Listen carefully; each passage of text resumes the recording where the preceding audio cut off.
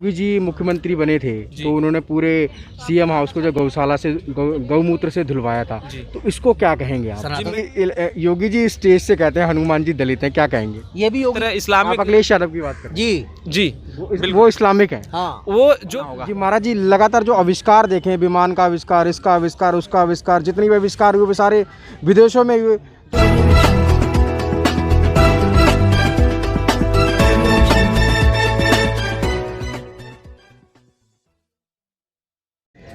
तो सर नमस्कार, मैं विकास, आप देख रहे थे टीवी इंडिया। और मैं जंतर मंतर पे मौजूद, तमाम लोग यहाँ पर हैं और एक मांग है हिंदू राष्ट्र घोषित करने की, और हिंदुओं का राष्ट्र होना चाहिए जिस देश में कई सारे धर्म हैं, कई सारी जातियाँ हैं और लोग बड़े ही प्यार और मोहब्बत से रह रहे हैं। लेकिन ऐसे में हिंदू राष्ट्र की डिमांड क्यों हुई, आइए जानते हैं। और महाराज जी मेरे साथ हैं यहाँ पर, महाराज जी से जानने की कोशिश करेंगे। महाराज जी, हिंदू राष्ट्र की डिमांड क्यों? हिंदू राष्ट्र की डिमांड इसलिए कि भारत की 80% जो जनसंख्या है वो हिंदू है, और हिंदू दुनिया की तीसरी सबसे बड़ी आबादी है, जनसंख्या है। और दुनिया में अलग अलग संप्रदायों के अलग अलग देश हैं, 56 से अधिक इस्लामिक कंट्री हैं। तो जो इतनी बड़ी आबादी है, जो 1 अरब से ज़्यादा आबादी है, उसके पास भी अपना एक देश होना चाहिए। 47 में भी देश का जो विभाजन हुआ था वो सांप्रदायिक आधार पर हुआ था, इसलिए भारत जो है 1947 से ही हिंदू राष्ट्र है। लेकिन अब इसको संवैधानिक रूप से घोषित किए जाने की आवश्यकता है, जिससे कि हिंदुओं का स्वाभिमान सुरक्षित रहे। आए दिन जो लोग हिंदुओं के स्वाभिमान को ठेस पहुंचाते हैं, हिंदुओं के खिलाफ अनर्गल बयानबाजी करते हैं, उससे जो है रक्षा हो हमारी। और सब प्रकार से, अनेक प्रकार से जो षड्यंत्र, जो नीचा दिखाने का प्रयास किया जाता है हिंदुओं को, उससे हम लोगों की रक्षा हो, समस्त सनातनियों का जो है उससे संरक्षण हो। इसलिए भारत को हिंदू क्या परिवर्तन क्या होने वाला है हिंदू राष्ट्र होने के बाद?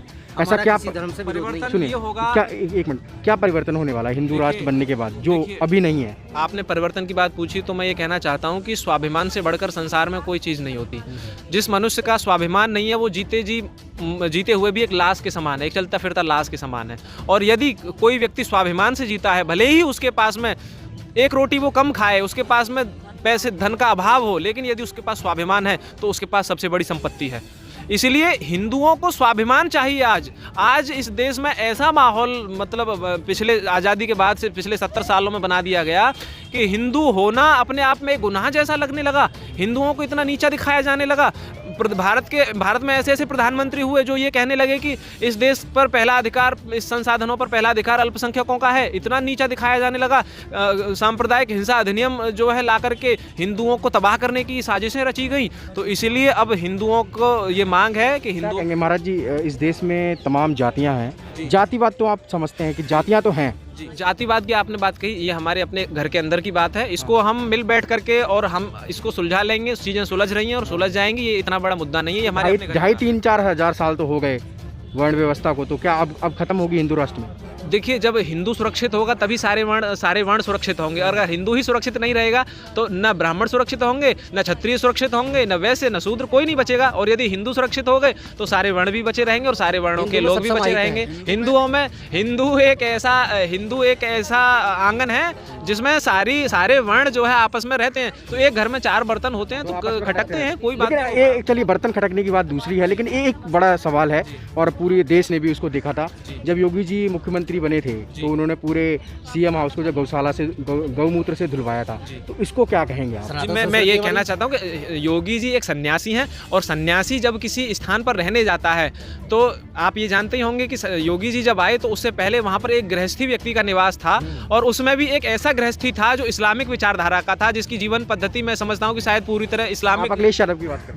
जी वो इस्लामिक है। हाँ। वो जो व्यक्ति विचारधारा से इस्लामिक होता है वो निश्चित ही वो कर्मों से भी इस्लामिक होगा। इसलिए ऐसे स्थान पर तो हम भी यही कहेंगे कि हम भी अगर जाएंगे तो गंगा जल से ही धुलवाएंगे। वो तो एक बड़ा वर्ग है हिंदू, अगर आप देखा जाए तो हिंदुओं में एक बड़ा वर्ग है, ओबीसी वर्ग है, वो तो एक बड़ा वर्ग है। मैं उस वर्ग की बात नहीं कर रहा हूँ, मैं प्रॉपर अखिलेश यादव और उनके पिता मुलायम सिंह की बात कर रहा हूँ। मैं इन दो के सिवाय किसी तीसरे की बात नहीं कर रहा हूँ। यादव जाति बहुत सम्मानित है, भगवान श्री कृष्ण के बहुत वंशज हैं, हमारे बहुत से अनुयायी और हमारे भक्त हैं। यादव बहुत अच्छे हैं, लेकिन पता नहीं ये कलंक जो है यादवों में कहाँ से पैदा हो गया कि यादव लोग भी बेचारे शर्मिंदा होते हैं और हमसे कहते हैं अपनी पीड़ा, कहते हैं कि महाराज जी पता नहीं ये कहाँ से ऐसा पैदा हो गया, और ये बिल्कुल हमारी विचारधारा के विपरीत है। तो हिंदू राष्ट्र होने के बाद जातिवाद खत्म होगा? बिल्कुल हिंदू राष्ट्र घोषित होने के बाद सारी चीजें ठीक होंगी, इसमें कोई शक नहीं है। जातिवाद भी खत्म होगा? बिल्कुल खत्म होगा। और हम लोग इसके लिए योगी जी स्टेज से कहते हैं हनुमान जी दलित हैं, क्या कहेंगे? ये भी योगी जी हैं। देखो, हनुमान जी दलित कह लो या कुछ कह लो, हनुमान जी सब कुछ हैं। हनुमान जी सनातन हैं और हिंदुत्व में तो जातिवाद है ही नहीं, ये तो भ्रम है।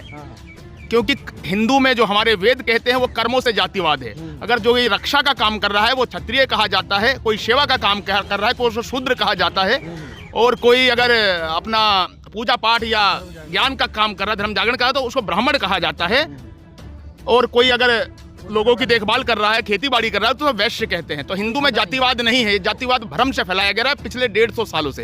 हिंदू में कोई जातिवाद नहीं है, सारे हिंदू एक हैं, और हमारे लिए तो सभी जो यहाँ भारत में रह रहा है वो सभी हिंदू ही हैं, चाहे हिंदू मुसलमान सिख ईसाई कोई भी हो, सभी हिंदू हैं।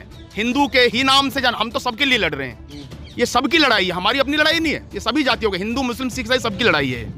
यहाँ पे जो है वो हमारा अपना है, तो हिंदू में जातिवाद नहीं है, तो भ्रम है। तो लेकिन अब तो आप देख रहे हैं, अगर आप कोई पेपर भी देने जाते हैं तब भी उसमें आपसे पूछा जाता है किस कैटेगरी से हैं आप। इसी भ्रम को तो दूर करने के लिए हम यहाँ बैठे हैं जंतर मंतर में। ये तो विडंबना है। हम सनातन की ओर इस धारा को मोड़ रहे हैं। अभी लोग छोटे छोटे तालाब, जातियां छोटे छोटे तालाब हो चुकी, नदियां हो चुकी, इसको एक अथाह सागर बनाना है। यही विडंबना है कि लोग बाग भ्रम में पड़े, उसी भ्रम को तोड़ना है। तो 6000 जातियों में जो बिटा हुआ समाज है वो कहीं एक होगा, एक है 6000 जाति, मैंने क्या कहा, भ्रम है, भ्रम में है। मुसलमानों में भी 150 जातियां हैं। नहीं सुनो, ज़्यादा है, ज़्यादा हैं। और क्रिश्चियनों में भी 66 जातियां हैं। इनका कोई आधार नहीं है। हमारे लिए सब सम्मानित हैं, और भारत दुनिया का सबसे सुंदर देश है, जो सभी का सम्मान करना जानता है, दया भावना वाला देश है। हम तो यहाँ चीटी मकोड़े पे भी दया करते हैं।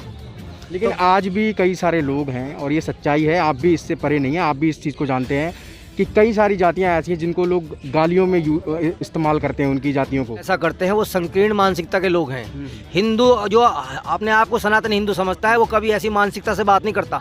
उसके लिए सर्वधर्म संभाव वाली बात होती है। ठीक है। अच्छा आचार्य जी, एक सवाल और पूछना था, नारियों की क्या दशा रहेगी हिंदू राष्ट्र में? नारियां हमारे लिए पूजनीय हैं, जैसे माँ दुर्गा पूजनीय है, माँ लक्ष्मी पूजनीय है, और माँ सरस्वती पूजनीय है। नारियां तो हमारी पूज्य हैं, हमारी माँ है, आज भी है, सनातन से ये तो चलते जा रहे हैं। ब्रह्मा विष्णु महेश समेत नारी की पूजा करते थे, और नारी की पूजा तो अभी से नहीं, बहुत पहले से हो रही सनातन में। पूजा का प्रावधान हमारे हाँ? लेकिन जहाँ तक इतिहास को अगर पढ़ें तो उसमें अगर देखें तो देवदासी प्रथा, तमाम इस तरीके की जो प्रथाएं थी जी, तो उसको लेकर क्या कहें? ये प्रथाएं पिछले 1500 सालों से आए, जब से यहाँ पे मुगल आए, जो बाहर से आए हैं। मुगल जो हमारे अपने थे नहीं, वो बाहर से मुगल आए। जब से ये प्रथा हमारी कुरूप्त कर दिया, हमारे वेद शास्त्रों को उन्होंने जला डाला, फूंक डाला, छुपा दिया, और उसमें मिक्सअप कर दिया है, उसमें मिक्सअप कर दिया है। हमारे यहाँ जाति प्रथा कोई थी ही नहीं। हमारे वेद को उठा के पढ़ लीजिए, उसमें कोई भी जाति प्रथा नहीं। हमारे भागवत गीता को पढ़ लीजिए, उसमें कोई भी जाति प्रथा नहीं। हमारे श्री रामचरितमानस को पढ़ लीजिए, उसमें कोई जाति प्रथा नहीं है। जाति प्रथा अंग्रेजों की क्या, हमारे 1500 सालों से जाति प्रथा चल रही है, जब मुगल जब आए थे। अंग्रेज जब भारत में आए, अंग्रेजों से पहले तो जब मुगल आए, मुगलों ने ये देखा कि हिंदुओं की जो मजबूती है, हिंदुओं की जो सुदृढ़ता है, वो इनकी शिक्षा व्यवस्था के कारण है। इसलिए उन्होंने आपस में ये विचार किया कि जब तक हम हिंदुओं की शिक्षा व्यवस्था को कमज़ोर नहीं करेंगे, तब तक हम हिंदुओं को कमज़ोर नहीं कर पाएंगे, इनको गुलाम नहीं बना पाएंगे। तो सबसे पहले उन्होंने हमारी शिक्षा व्यवस्था को नष्ट किया। मैकाले को जिम्मेवार मानते हैं इसके लिए? बिल्कुल। अंग्रेज जब आए तो उन्होंने भी यही अध्ययन किया, और ये ऑन रिकॉर्ड है, ऑन पेपर ये बात है कि अंग्रेजों ने ये स्टडी किया कि भारत की जो मजबूती है, भारत जिस समय इंग्लैंड में एक भी विद्यालय नहीं था, उस समय भारत के गांव-गांव में गुरुकुल चलते थे। भारत में 18 से अधिक सब्जेक्टों में मास्टर डिग्री प्रदान की जाती थी। धातु विज्ञान, चिकित्सा विज्ञान, मृदा विज्ञान, कृषि विज्ञान, भौतिक विज्ञान, रसायन विज्ञान, गणित, ज्योतिष, आयुर्वेद, इनमें ऐसे तमाम विषयों में भारत में मास्टर डिग्री प्रदान की जाती थी। भारत की शिक्षा व्यवस्था जिस समय इतनी उन्नत थी, उस समय अंग्रेजों के पास एक भी गुरुकुल, एक भी विद्यालय नहीं था उनके पास। लगातार जो आविष्कार देखें, विमान का आविष्कार, इसका आविष्कार, उसका आविष्कार, जितने भी आविष्कार हुए सारे विदेशों में हुए, तो इसको लेकर क्या कहना चाहेंगे आप? ये तो सब चोरी किए गए। सारे आविष्कार भारत की भूमि पर हुए। शून्य का आविष्कार भारत में हुआ, दशमलव का आविष्कार भारत में हुआ, पाई का मान 22/7 आप गणित में पढ़ते होंगे, ये भी भारत में हुआ।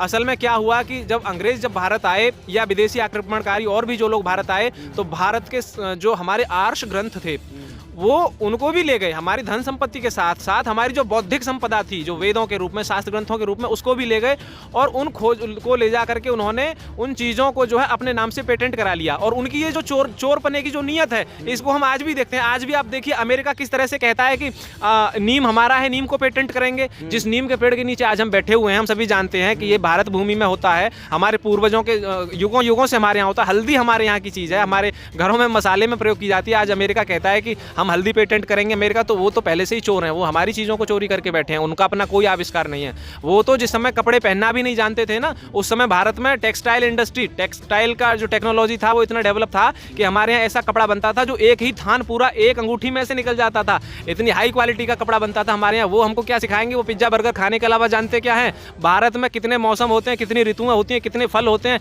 कितने प्रकार के अनाज होते हैं, कितनी हमारी भोजन की डाइवर्सिटी है? वो क्या जाने? वो तो बिल्कुल अज्ञानी है, वो तो जानवर थे बिल्कुल। लेकिन महाराज जी एक सवाल लास्ट मेरा और है। एक बड़ा वर्ग है जो बौद्ध धर्म को मानता है, और जब हम उनसे बात करते हैं तो वो कहते हैं ये भूमि जो है वो बौद्ध की है। जी देखिए, बौद्ध हमारे ही भाई हैं, हमसे कहीं अलग नहीं है। बौद्ध, जैन और सिख अलग नहीं है, ये एक ही धारा के। लेकिन फिर पंचशील मार्ग और अष्टांग मार्ग जो था उनका, पंचशील के सिद्धांत, अष्टांग मार्ग, ये सब चीज़ें हैं, ये सब हमारे सनातन धर्म से मिलते जुलते ही सिद्धांत हैं, कोई अलग नहीं है। सब हमारे सनातन के ही अंग हैं, सब उस एक ही शरीर के अलग अलग अंग हैं।